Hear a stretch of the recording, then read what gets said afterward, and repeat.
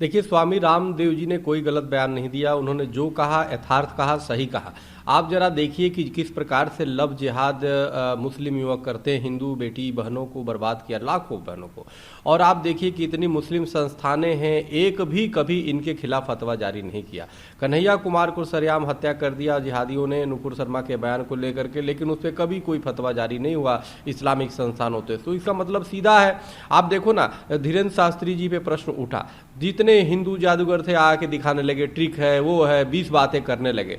और लेकिन क्या कोई मुस्लिम संस्थानें कभी ये बोलती है कि जी ये जिहाद जो कर रहे हैं गलत कर रहे हैं, कभी बेटी बहनों को वो कर रहे हैं गलत कर रहे हैं? कभी एक भी मौलाना नहीं आएगा कहने कि जी ये गलत कर रहे हैं, कभी एक भी मुस्लिम संस्थान नहीं करता। तो क्यों? क्योंकि वो समझते हैं कि जितना हिंदुओं का उत्पीड़न करो वही धर्म बना लिया इन्होंने।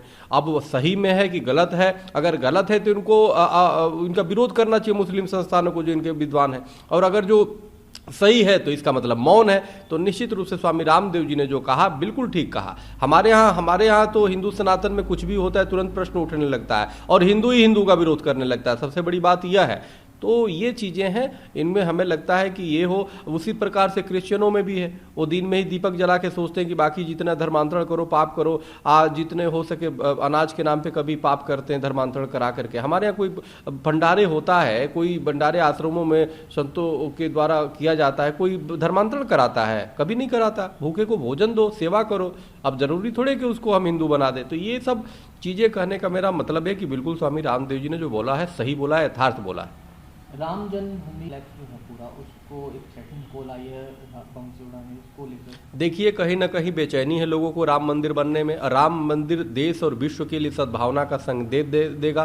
तो ये संदेश जो सद्भावना का देगा वो निश्चित रूप से इससे कहीं ना कहीं लोगों को परेशानी हो रही। इसी कारण स्वामी प्रसाद मौर्य जैसे लोग जानबूझ करके विघ्न डालने का काम कर रहे हैं। ये खर दूषण के रूप में है। ये चाहे चंद्रशेखर हो बिहार वाले, ये दोनों खर दूषण है। तो इसलिए मेरा मानना है कि एक तो इनके बोलने पे कार्रवाई किया जाए, इन पे कठोर कार्रवाई किया जाए, और योगी आदित्यनाथ जी से मेरा निवेदन है इनको सलाखों के अंदर डाला जाए, क्योंकि यही माहौल खराब कर रहे हैं। और इसके निश्चित रूप से धमकी के पीछे हो सकता है कि स्वामी प्रसाद मौर्य जी भी हो सकते हैं।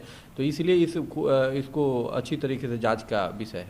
प्रधानमंत्री पर बनाई गई डॉक्यूमेंट्री पर बैन लगाने को लेकर आज सुप्रीम कोर्ट में डाली गई है, उसको सुनवाई है, कैसे आप लोग? देखिए, बीबीसी का कृत्य बहुत ही घटिया है, और देश के हमारे प्रधानमंत्री नरेंद्र मोदी जी पूरे विश्व स्तर पे देश का नाम गौरव बढ़ा रहे हैं। उस समय बीबीसी जानबूझ के, और हमें लगता है कि कांग्रेस के इशारे पे इस तरह की चीज़ें बना करके प्रधानमंत्री माननीय नरेंद्र मोदी जी की छवि खराब करने का ये प्रयास कर रहे हैं, जो अति निंदनीय है। पूरे देश के लोग इस विषय में देश के प्रधानमंत्री जी के साथ हैं, और बाकी जो विपक्ष है, विपक्ष तो आप पीएम से लड़ते लड़ते, अब बीजेपी से लड़ते लड़ते राष्ट्रद्रोह पे भी उतर आती है। तो चाहे राहुल जी हो चाहे वो हो, कभी वीर सावरकर को गाली देते हैं, कभी बोल देते हैं देश पुजारियों का नहीं है।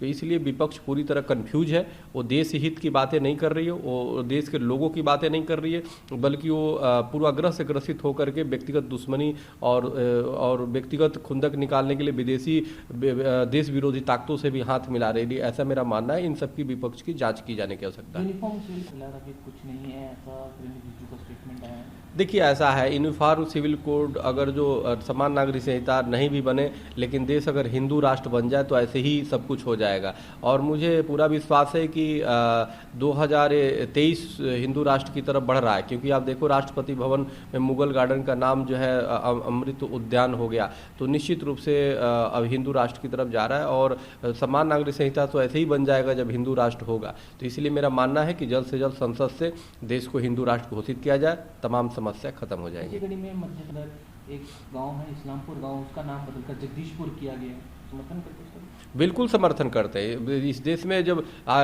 मजहब के नाम पे पाकिस्तान हो गया, इस्लामाबाद वहाँ बन गया, तो फिर देश में इस्लामाबाद की क्या हो सकता है भैया, इस्लाम नगर क्या हो सकता है? तो इसलिए जितने भी है सबका नामकरण होना चाहिए, सबका अपना कल्चर, अपनी देश, अपनी संस्कृति के अनुसार होना चाहिए, और सभी देशों में ऐसा होता है। तो इसलिए नाम बदले जाने का मैं स्वागत और समर्थन करता हूँ।